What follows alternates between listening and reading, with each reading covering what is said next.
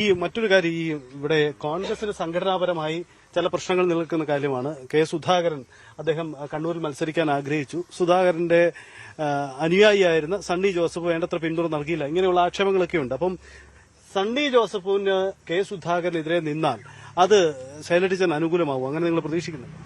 തീർച്ചയായിട്ടും അനുകൂലമാവും. പിന്നെ കേരളത്തിന്റെ ഉറ്റുനോക്കുന്ന ഒരു മണ്ഡലം കൂടിയാണിത്. ഇവിടെ വികസനത്തിനാണ് കൂടുതൽ ഊന്നൽ കൊടുക്കുന്നത് ജനങ്ങൾ. സണ്ണി ജോസഫ് 15 വർഷക്കാലം ഇവിടെ ഉണ്ടായിട്ടും ഇരിട്ടി പട്ടണം എന്ന് പറഞ്ഞാൽ മലയോര മേഖലന്റെ ഒരു സ്ഥിരാകേന്ദ്രമാണ്. ഈ സമയമായിട്ടും ഒരു വികസനം ഇരിട്ടി പട്ടണത്തിൽ സണ്ണി ജോസഫിന്റെ മികവിൽ ഉണ്ടായിട്ടില്ല. എല്ലാ മണ്ഡലത്തിലും ഉണ്ടാകുന്ന പോലെ ഗവൺമെന്റിന്റെ ഭാഗമായിട്ടുള്ള വികസനം അല്ലാണ്ട് MLA ഫണ്ട് എന്നുള്ള ഒരു വികസനം എന്ന് പറഞ്ഞിട്ട് ഇതുവരെ ഉണ്ടായിട്ടില്ല. നിങ്ങൾ നോക്കിയാൽ മതി, ഈ കാണുന്ന ഗ്രൗണ്ട്, ഇതിന്റെ മുന്നിലുള്ള ഒരു സഞ്ജീവനിയുണ്ട്, പാർക്കാണ്. ഇതിന്റെ തൊട്ടപ്പുറം ഇക്കോ പാർക്ക് നടത്തുന്നുണ്ട്. ഇതൊന്നും ഒരു ഘട്ടത്തിൽ ഉപയോഗപ്പെടുത്തിയിട്ടില്ല. കേരളത്തിലെമ്പാടും വലിയ റോഡുകൾ വന്നു. പക്ഷെ ഞങ്ങൾ ഇങ്ങനെ വരുന്ന ഈ റോഡൊന്നും വലിയ മികച്ച റോഡുകളല്ല. ഇനിയും റോഡ് വികസനം ഇവിടെ പ്രശ്നമുണ്ടെന്ന് പറയുന്നു. അപ്പോൾ സർക്കാരിനും കൂടി അതിന് ഉത്തരവാദിത്തമില്ലേ? സർക്കാരിനും കൂടി ഉത്തരവാദിത്തം ഉണ്ടെങ്കിലും MLA ഇടപെടേണ്ടത് MLA തീർച്ചയായിട്ടും ഇടണം.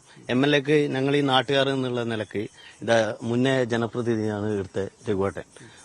ആയിട്ട് ബന്ധപ്പെട്ടിട്ടും ഇടിയുള്ള ഇരിട്ടിയിലെ മുനിസിപ്പാലിറ്റി ആയിട്ട് ബന്ധപ്പെട്ടിട്ടും എല്ലാവരും പിന്നെ കത്ത് കൊടുത്തിട്ടുണ്ട്, കാര്യങ്ങൾ കൊടുത്തിട്ടുണ്ട്. പക്ഷേ MLA ഇനി ഒരു ഘട്ടത്തിലും ആ നല്ലൊരു സമീപനം ഈ നാട്ടുകാരോടോ ഈ ജനതയോടോ MLA എടുത്തിട്ടില്ല എന്നുള്ളതാണ് ഇവിടെ പറയുന്നത്.